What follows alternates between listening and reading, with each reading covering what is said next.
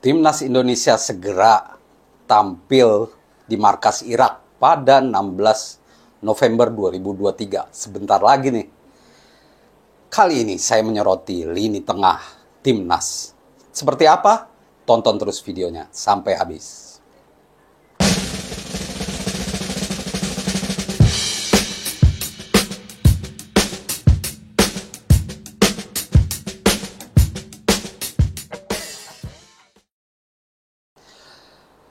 Halo teman-teman, jumpa lagi dengan saya Depri Saipullah. Salam Timnas. Pembahasan kita tentu soal Indonesia lawan Irak atau Irak lawan Indonesia 16 November 2023 di Basra International Stadium. Duel ini akan disiarkan langsung oleh RCTI pada pukul 21.45 waktu Indonesia Barat. Kita sudah membahas panjang lebar soal pemain dan segala macam kekhawatiran yang sirna karena pemain sudah mulai komplit. Kali ini saya akan membahas soal lini tengah Timnas karena menjelang laga melawan Irak dan juga Filipina, Timnas masih belum diperkuat oleh Ivan Yener dan Marcelino. Entahlah apakah ada pembaruan sampai akhir November ini terkait kondisi keduanya, tapi sepertinya Sintayong akan menggunakan 27 pemain yang ada sekarang. Saya selalu bilang bahwa Ivan Yener adalah vital buat Timnas Indonesia, apalagi di pertandingan sulit melawan Irak. Kita sudah diuji saat melawan Brunei, tapi ujian Timnas Indonesia belum seberapa karena Brunei bukan lawan sepadan dan laga itu jadi ajang Sintayong untuk mengotak-ngatik formasi yang ada. Fokus kita sekarang soal lini tengah. Tanpa Ivan Yener dan Marcelino, Sintayong memang harus putar otak untuk mencari pemain terkuat di lini tengah. Dari 2 laga melawan Brunei, dia pernah melakukan eksperimen dengan menempatkan Sandy Walsh dan Mark Klok di tengah. 4-2-4 saat kita main di Gelora Bung Karno. 4-2-4 di mana 4 penyerang Sadil Ramdhani, Hoki Caraka, Dimas Derajat, dan Dendi Sulistiawan main langsung sebagai starter. Melawan Irak tentu tidak bisa seperti ini. Lalu di laga kedua melawan Brunei, Sintayong mengubah lagi formasinya dengan menempatkan Sandy Walsh sebagai bek kanan, bek tengah, dan kembali ke posisi semula dan menempatkan Mark Klok, Rahmat Irianto, dan Ricky Kambuaya sebagai starter. Bukan Ricky ya, kalau nggak salah Witan ya sebagai starter di laga melawan Brunei di leg kedua saat main di Brunei sana. Kalau saya melihat sekilas memang kita punya pemain-pemain yang mumpuni untuk menghuni lini tengah Timnas Indonesia. Di daftar 27 pemain yang dipanggil oleh Sintayong, ada nama baru tapi lama ya, seperti Adam Balis dan Arkan Fikri. Lalu selebihnya nama-nama yang sama ya, Sadil Ramdhani, Egy Maulana Fikri, Witan, lalu Mark Klok, Rahmat Irianto. Nama-nama ini buat saya cukup untuk menghadapi Irak. Cuman siapa yang harus menjadi starter di pertandingan melawan Irak? Melawan Irak tentu kita akan bermain lebih defensif dari strategi yang dipakai oleh Sintayong sejak kualifikasi Piala Asia 2022 lalu sampai laga melawan Brunei. Sintayong selalu adaptif. Dia melihat dulu lawannya siapa. Kalau lawannya lebih kuat, dia akan main dengan menggunakan 4 atau 5 back. 5 back dan 2 full back yang akan naik turun, membantu pertahanan dan juga membantu penyerangan. Ini yang selalu digunakan oleh Sintayong. Kalau saya melihat di pertandingan nanti, mungkin Sintayong kemungkinan menggunakan 5-3-2 atau 4-5-1.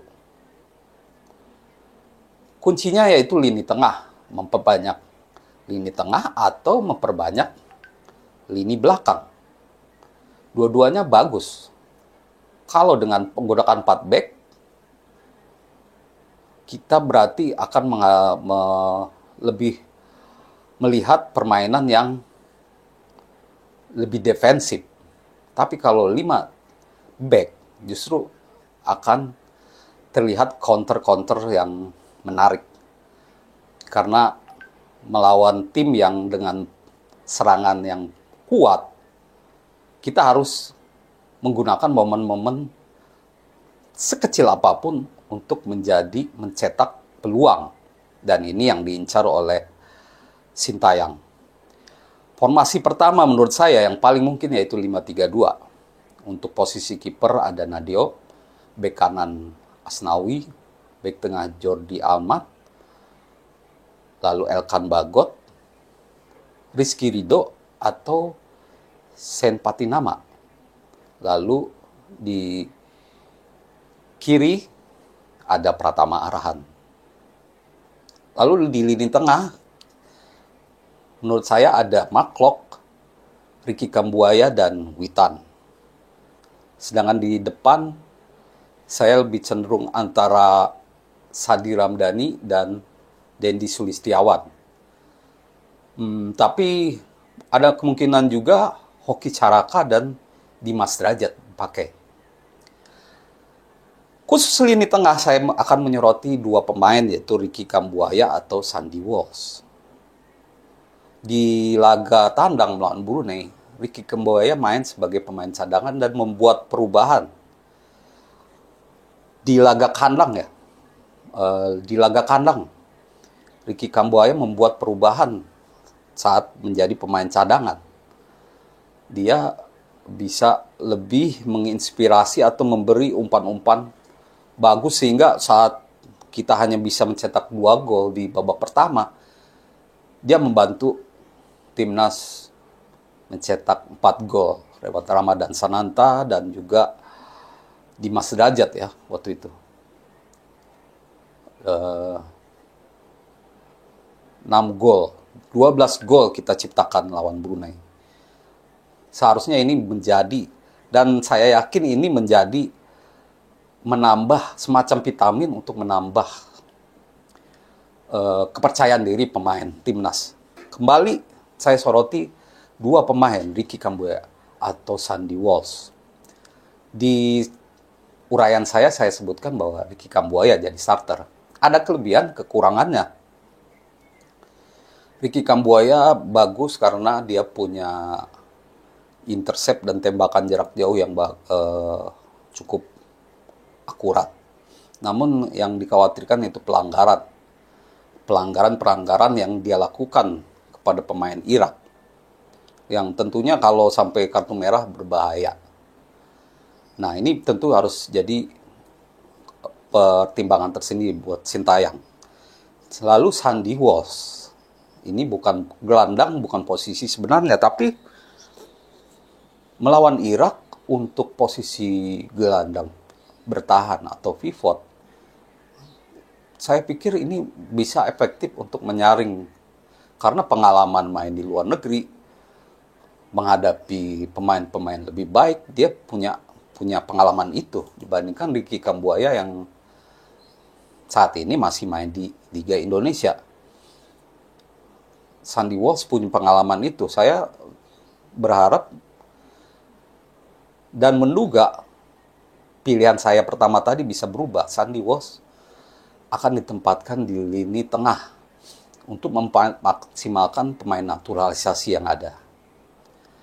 Nah, Itu kelemahan dan kelebihan Sandi Walsh atau Ricky Kambuaya.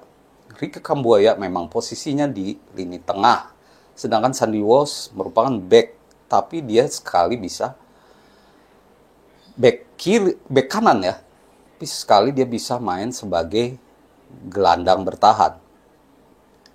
Kalau melihat level kekuatan Irak, saya menduga bahwa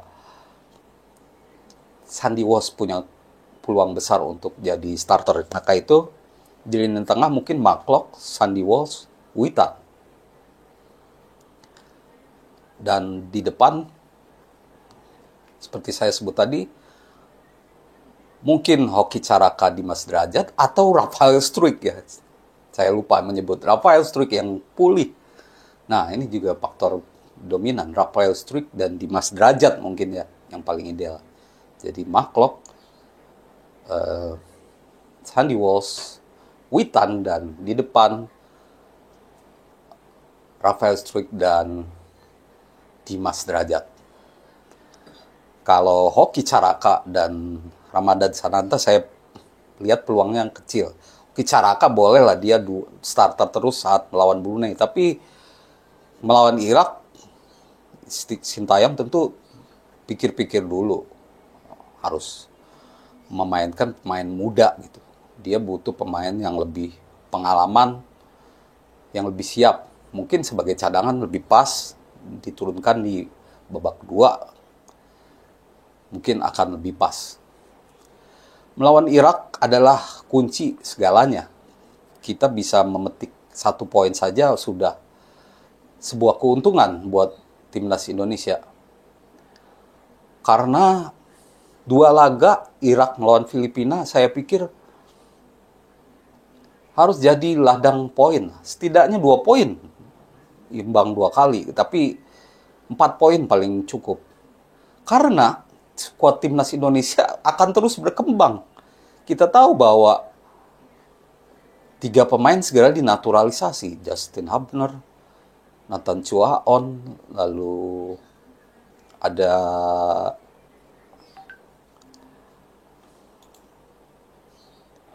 Jait Jazz juga. Lalu yang terbaru ada juga Tom Hai untuk lini serang kita. Belum ada ini, cuman kita membutuhkan mereka untuk Piala Asia atau kualifikasi Piala Dunia yang kembali digelar Maret 2024 sampai 2025. Jadi kalau kita udah ada poin dari 2 laga tandang ini, kita tambah semangat untuk menggempur atau meraih poin di laga berikutnya yang pastinya di kandang ya, apalagi di kandang kita sendiri. Sintayong dalam wawancara dengan Best Eleven meyakini Indonesia bisa melaju. Dia begitu yakin. Karena dia sebut timnas Indonesia sekarang bukan timnas yang dulu. Dia juga menceritakan bagaimana pengaruh pemain naturalisasi. Tidak sekadar asing, tidak sekadar pemain berwajah bule saja, tapi memang berdarah Indonesia dan ingin membela Indonesia. Pemain-pemain naturalisasi ini menghilangkan rasa kurang percaya diri pemain lokal dengan meraih kemenangan, dengan mampu mengatasi lawan yang lebih baik. Timnas Indonesia sekarang beda. Kita harapkan begitu ya, dan kita bisa memetik poin lawan Irak. Terima kasih atas perhatiannya. Bersama saya Debri Saifullah. Salam olahraga.